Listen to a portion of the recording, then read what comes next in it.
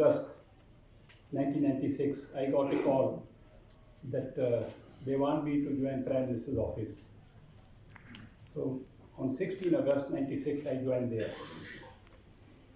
I had never known about how the PMO functions, how does it look like.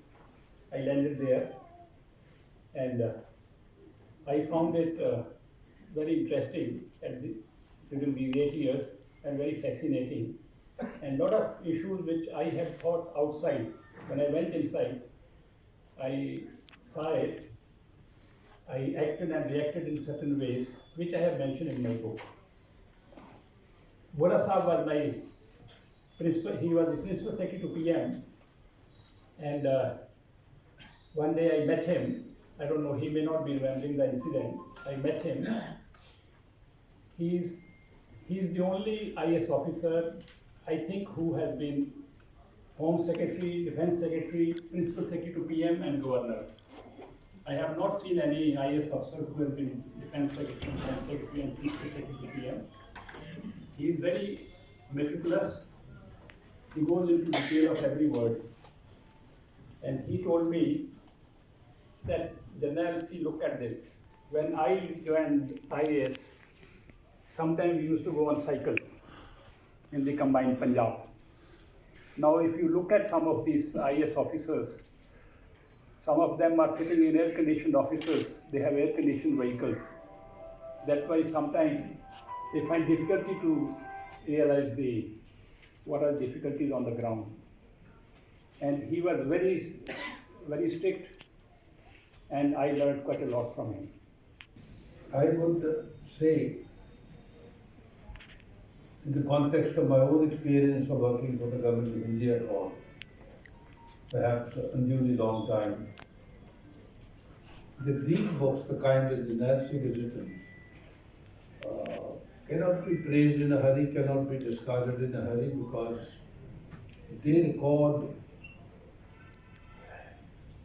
the nature and the pattern and the quality of governance in recent times. And he has covered 4 prime ministers, 2 of them in very short spells, and one had a long spell, and the 4th person he worked for a short while till he was called away. So I would say that if you take a larger perspective, larger view, what is governance all about? Governance is the functioning of the polity, the elected representatives who become members of the Council of Ministers, and the public services, the appointed executive, the so-called permanent civil services. I use the word public service because civil services connotes only the administrative services. I would say the police services, the judiciary, the forest people, the science and technologies, and everybody included who works for the state government or the government of India, the public services.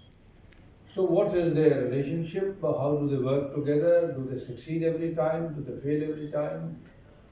But the period preceding Jarnail Singh's book, I happened to be in service in Delhi, prior to that in Punjab. These were difficult times. Post Blue Star in Punjab, assassination of one Prime Minister, followed by assassination of the former Prime Minister, scandals which were relating to the highest in the land up to the Prime Minister, misuse of authority in the state up to the level of Chief Ministers, Director General of Police, CBI, CVC. You had a very tumultuous, a very unstable, if I may say, uncertain environment in the country. By the time Mr. Narsingh Rao finished his tenure, and Mr. Gowda came and Jarnail Singh joined him, and soon thereafter Mr. Gujral came and I joined him. And then Mr. Gujral left and Vajpayee Sahab came to a short tenure. Again, he described that very well. And then Vajpayee Sahab longer tenure, and then UP and so on. But let me say very briefly that in a span of about 10 years, during which I was associated with the functioning of government, Vohra Sahab, we had 4 general elections and change of 5 prime ministers. It is the period of coalitions, all of which didn't function. The United Front government, to which Jarnail Singh alludes his book is about, was a very uncertain grouping, a very uncertain agglomeration of people. And not all liked each other, not all wanted to think together, not all wanted to work together. So the Prime Minister's life was very difficult.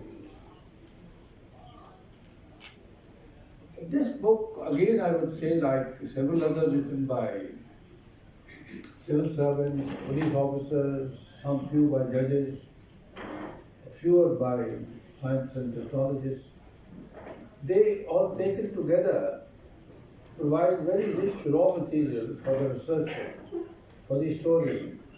Now it's quite another matter that what Jarnail Singh has written is a very pleasing and a comfortable account. I would call it comfortable history. He says he speaks well of everybody, including me. That makes me highly suspicious of the whole thing. But the important part about this book is, fortunately, not very many anecdotes.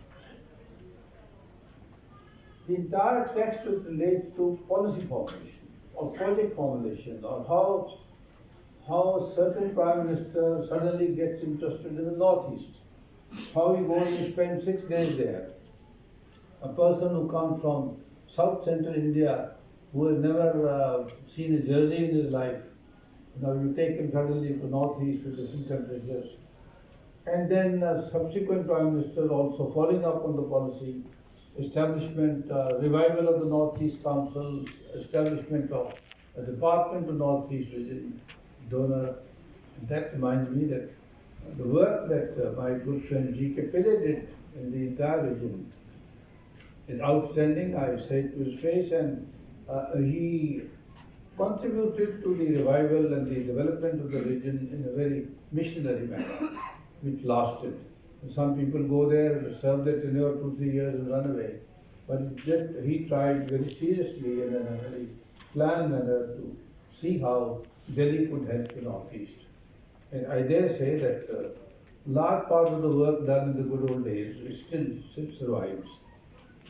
Northeast is making good progress. Largest problem in Northeast, which still remains, was even in my time, connectivity. You get to Calcutta and you get to Guwahati, all right, but then you want to go somewhere else in a day or day and a half and come back to Calcutta or Guwahati and then come back to Delhi. Impossible. No connectivity. Today, fortunately, it is possible. So the general mentality of the members of the Planning Commission and the various ministries who are developmental ministries was not to go there. They found it very uncomfortable, found it not convenient. Therefore, the short answer is, don't commit the mistake of traveling in that area. That fortunately is all over now. It's a much better situation. So I would once again say that this kind of narrative which Jarnail Singh has produced in this book is a very good resource material for knowing how we shaped our power policy, how we shaped our various other attitudes to rural development, to health, to education, how we didn't do well enough, how we failed. And I think we pick up on all these things, and many more books could be written by scholars and historians to carry the story forward. The story of the building of India, nation building, block by block, brick by brick. And have we done it or not done it? And where have we failed and where have we succeeded? Who are the people who contributed to success? You will find almost every case of success which is lasting is a good politician, honest, hard-working politician, non-interfering, and supported by competent public servant of high integrity, who is devoted, who is committed, and you have then the chemistry for success. And where you have uncommitted or quasi-committed political leaders, they have the tendency and the potential to surround themselves with non-committed public servants, or people with very different interests, if any at all. And then the result is, as you know, failure, lack of success.